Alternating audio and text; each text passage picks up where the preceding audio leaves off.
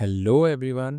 आज हम एक छोटा सा कॉन्सेप्ट सीखने वाले हैं मैथमेटिक्स में, जो कि काफ़ी इम्पोर्टेंट कह सकते हैं उसको, या फिर काफ़ी बेसिक सा क्वेश्चन है, लेकिन कॉन्सेप्ट अच्छा है। और सभी जो भी मैथमेटिक्स पढ़ते हैं तो कभी ना कभी आप लोग के सामने ज़रूर आया होगा। तो ये छोटा सा कॉन्सेप्ट है क्या, आज हम देखने वाले हैं कि रूट टू जो कि नंबर होता है हमारा रूट टू, वो इरेशनल कैसे होता है। आप सभी ने कभी ना कभी पढ़ा होगा कि रूट टू एक इरेशनल नंबर है। तो आज हम देखने वाले हैं, आज हम प्रूफ करने वाले हैं कि रूट टू इरेशनल तो है, लेकिन कैसे इरेशनल है, इसका प्रूफ क्या है। ठीक है। तो अगर हम लिखना स्टार्ट करें तो हमारा क्वेश्चन क्या है, why is root two an irrational number. This is our question. ठीक है। तो ये कॉन्सेप्ट स्टार्ट करने से पहले हमें कुछ कुछ चीज़ों की बेसिक नॉलेज होनी चाहिए। एंड आई होप आप लोगों को एटलीस्ट थोड़ा तो आइडिया होगा जो भी मैं बोलने वाला हूँ अब। So let's prove this.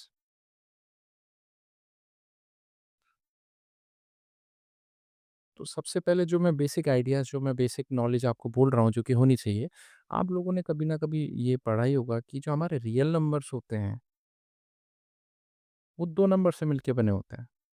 What are those? One is rational numbers and other are irrational numbers. तो what are rational numbers and irrational number? देखिए, इर्रेशनल नंबर की ऐसी कोई स्पेसिफिक डेफिनिशन नहीं है, लेकिन जो नंबर रैशनल नहीं होते, उनको हम इर्रेशनल बोलते हैं। और रैशनल की हमारे पास एक पर्टिकुलर डेफिनेशन है।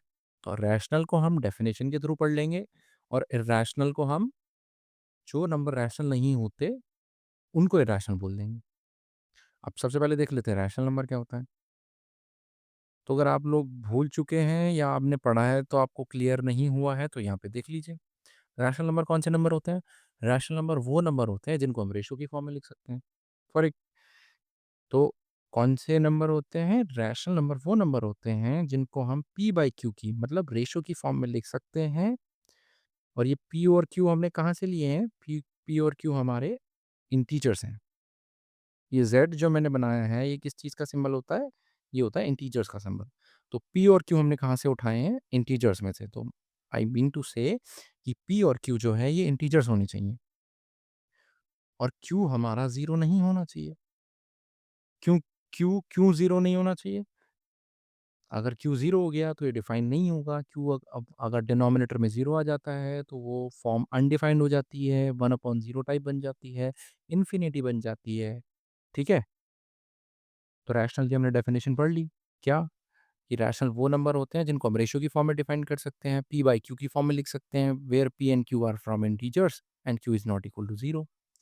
अब इर्रेशनल ऐसे क्या बन गए कि जिन नंबर को हम p बाई q की फॉर्म में नहीं लिख सकते, वो इर्रेशनल बन गए। तो यहाँ से क्लियर हो जानी चाहिए आई होप। तो अब हम देखते हैं कि रूट टू इर्रेशनल नंबर क्यों हो गया। अच्छा, आप लोगों को अगर चाहिए तो मैं रैशनल के 1-2 एग्ज़ाम्पल लिख देता हूँ। जैसे 1/2, 4/स 5, एक ये रैशनल हो गया। 3, 4, 5 ये सारे रैशनल नंबर्स हैं। अच्छा, आप लोग मेरे को एक चीज़ बताइए अब कि 1/2 एक रैशनल नंबर है, 4/5 रैशनल नंबर है। क्या 4/6 भी एक रैशनल नंबर है? ऑब्वियसली 4/6 को हम रेशो की फॉर्म में तो लिख पा रहे हैं, p बाई q की फॉर्म में लिख पा रहे हैं। p और q दोनों इंटीजर हैं। ये भी इंटीजर है, ये भी इंटीजर है, और 6 ज़ीरो भी नहीं है। तो क्या स्टिल ये रैशनल नंबर है? जी हाँ। देखो, ये रैशनल नंबर तो है, लेकिन ये करेक्ट रैशनल नंबर नहीं है। करेक्ट का क्या मतलब है? यहाँ पे एक चीज़ जो हमने अभी मेंशन नहीं की है, जो कि बहुत इंपॉर्टेंट है इस प्रूफ के लिए, कि जब भी हम p बाई q की बात करते हैं, जब भी हम ये कॉन्सेप्ट की बात करते हैं, तो यहाँ पे हमें p और q जो हैं वो को-प्राइम लेने पड़ते हैं। They should be co-prime.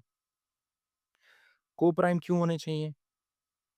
Co-prime इसलिए होने चाहिए, मान लीजिए अगर हम 4/6 को ले लें और अगर हम 2/3 की बात कर लें, तो ये दोनों तो सेम हो गए। क्यों? अगर 2 से हम दोनों को डिवाइड करें, 4 को और 6 को, तो 2/3, तो सेम रेशियो बन गया। Ratios are same. तो ये तो सेम रैशनल नंबर मिल गया। तो यूनिकनेस की वजह से हम दोनों को को-प्राइम लेके चलते हैं। तो रैशनल के लिए हमें दोनों नंबर को-प्राइम लेने ज़रूरी है। ठीक है? चलिए, अब हम इसको प्रूफ कैसे करेंगे? कॉन्ट्रडिक्शन से प्रूफ करेंगे। अब कॉन्ट्रडिक्शन क्या होती है? कॉन्ट्रडिक्शन का मतलब होता है हम कोई एक असम्पशन मान के चलें और उस हमारी असम्पशन की वजह से कोई बेसिक प्रॉपर्टी या कोई बेसिक चीज़ हमारी गलत आ जाए। तो वो असम्पशन जो हम मान के चले थे वो गलत थी। इसको बोलते हैं कॉन्ट्रडिक्शन। एग्ज़ाम्पल से समझते हैं। एग्ज़ाम्पल क्या, ये प्रूफ ही कर लेते हैं, इससे हमको क्लियर हो जाएगा। चलिए, तो रूट 2 को हमें इर्रेशनल प्रूफ करना है, तो हम एक काम करते हैं, हम उल्टा मान के चलते हैं। उल्टा क्या मान लेते हैं कि let's assume root 2 is a rational. हमें इर्रेशनल प्रूफ करना था, तो हमने इर्रेशनल प्रूफ डायरेक्ट ना करने की बजाय हमने ये मान लिया कि रूट 2 एक रैशनल है। चलो मान लेते हैं रूट 2 रैशनल है, देखते हैं क्या होता है। तो अगर रूट 2 रैशनल है, तो हमें पता है रूट 2 को हम p अपॉन q की फॉर्म में लिख सकते हैं। p और q कहाँ से हैं? इंटीजर्स हैं और p, q जो है को-प्राइम है। को-प्राइम मतलब इन दोनों का डिविज़र नहीं है बेसिकली। को-प्राइम का मतलब क्या होता है? p और q का कोई भी कॉमन डिविज़र नहीं है 1 के अलावा। जैसे 2, 3 को-प्राइम है, 4, 5 को-प्राइम है, 3, 6 को-प्राइम नहीं है। क्यों? इनका कॉमन डिविज़र 3 है। ठीक है? अब मान लिया हमने कि रूट 2 को हमने रैशनल मान लिया। ठीक है? अब यहाँ से p की वैल्यू क्या आ जाएगी? अंडर रूट 2 q आ जाएगी। अब अंडर रूट 2 q आ गई, तो दोनों तरफ स्क्वायर कर लेते हैं। लेट्स स्क्वायर बोथ साइड्स, देखते हैं कि क्या होता है। चलते चले जा रहे हैं, कुछ गड़बड़ लगेगी, तो वहाँ पे देखते हैं क्वेश्चन में क्या होता है। दोनों तरफ स्क्वायर कर लेते हैं। p square is equal to 2 times q square, ये आ गया। अब आप लोगों को पता है किसी भी नंबर की अगर 2 से मल्टीप्लाई करते हैं, तो वो नंबर इवन हो जाता है और यहाँ पे q स्क्वायर की मल्टीप्लाई 2 टाइम्स हो रखी है। तो इसका मतलब क्या हो गया कि ये जो ओवरऑल ये जो पूरा नंबर है, पूरा का पूरा ये जो नंबर है, ये इवन हो गया। और ये इवन होने का क्या मतलब है कि p square is even, P square even हो गया। पी स्क्वायर कब इवन हो सकता है? कि जब पी इवन हो। इसका क्या मतलब हुआ कि पी भी इवन होगा। अगर स्क्वायर किसी नंबर का इवन है तो वो नंबर भी इवन होगा। अब यहाँ पे क्या हुआ, पी स्क्वायर इवन है। पी स्क्वायर इवन है मतलब पी स्क्वायर डिविजिबल बाय 2 है। और अगर पी स्क्वायर डिविजिबल बाय 2 है तो पी भी इवन होगा, पी भी 2 से डिविजिबल होगा। और अगर पी 2 से डिविजिबल है तो पी को हम 2 टाइम्स सम नंबर लिख सकते हैं कि क्योंकि पी 2 से डिविजिबल है तो 2 की किसी की नंबर के साथ मल्टीप्लाई करके पी आया होगा।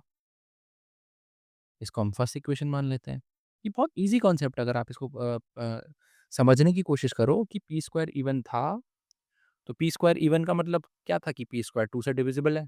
पी स्क्वायर 2 से डिविजिबल है मतलब पी भी तो 2 से डिविजिबल होगा, तभी पी स्क्वायर 2 से डिविजिबल है। और पी 2 से डिविजिबल है तो पी जो है वो 2 की किसी नंबर से मल्टीप्लाई करके आया होगा। तो पी को हम 2 टाइम्स समथिंग लिख सकते हैं।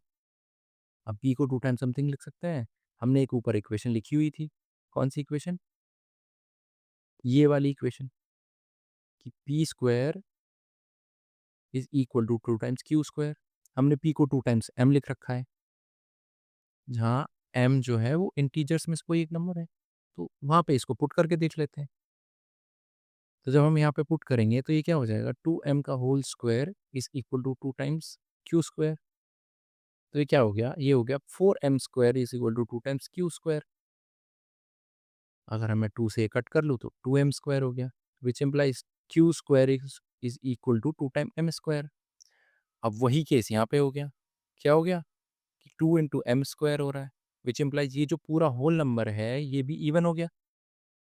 अब ये इवन हो गया तो इसका मतलब क्यू स्क्वायर इवन हो गया। क्यू स्क्वायर इज़ इवन, मतलब क्यू स्क्वायर भी 2 से डिविजिबल है। क्यू स्क्वायर 2 से डिविजिबल है तो क्यू भी 2 से डिविजिबल है। Q is divisible by 2। अब क्यू 2 से डिविजिबल हो गया। अभी हमने पीछे क्या प्रूफ किया कि पी 2 से डिविजिबल था। आप क्या प्रूफ कर दिया कि Q भी 2 से डिविजिबल है। इसका मतलब क्या हो गया? P और Q दोनों ही डिविजिबल किससे हैं? 2 से डिविजिबल है। अब अगर P और 2 दोनों 2 से डिविजिबल हो गए, P और Q दोनों 2 से डिविजिबल हो गए, तो P और Q को-प्राइम कैसे हो सकते हैं? तो इसका मतलब क्या हो गया? P and Q can not be co-prime, क्योंकि को-प्राइम होने के लिए 1 से डिविजिबल होना ज़रूरी है। और को-प्राइम हम क्यों चेक कर रहे हैं? को-प्राइम इसलिए कि हम चेक कर रहे हैं क्योंकि रूट 2 को हम एक रैशनल नंबर मान के चले थे। रूट 2 को हम स्टार्टिंग में एक रैशनल नंबर मान के चले थे। रैशनल नंबर में क्या होना चाहिए कि P बाई Q की फॉर्म में लिखते हैं, P और Q इंटीजर होते हैं और P और Q को-प्राइम होते हैं। और हमने नीचे क्या प्रूव कर दिया कि P और Q को-प्राइम नहीं हो सकते। तो ये तो गड़बड़ आ गई, हमारी बेसिक अजम्पशन में ही गड़बड़ आ गई। गड़बड़ क्या आ गई कि P और Q हमने को-प्राइम नहीं हो सकते, ये प्रूव कर दिया। और P और Q को-प्राइम होने चाहिए हमारी अजम्पशन के अकॉर्डिंग। तो इसका मतलब ये है कि जो हम अज़्यूम करके चले थे वही गलत है। तो हम क्या अज़्यूम करके चले थे? हम ये अज़्यूम करके चले थे कि जो हमारा रूट 2 है,